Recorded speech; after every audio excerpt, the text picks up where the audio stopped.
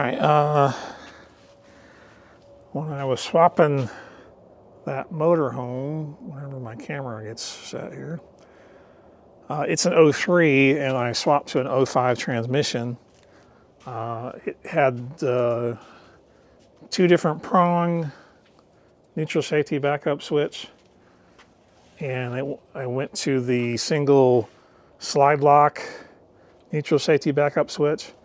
And every time I do this, I can never find a good diagram.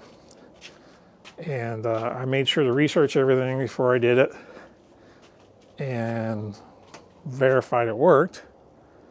So pin A on the two prong is like some kind of ground that I want to say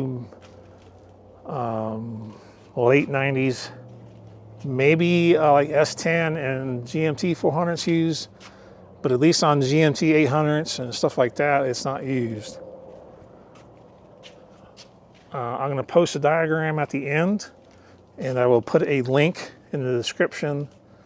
So if you want to download it, and you can just follow my zigzag puzzle. But if you have any questions, just ask. But it's converting from the earlier to the later style before they went internal.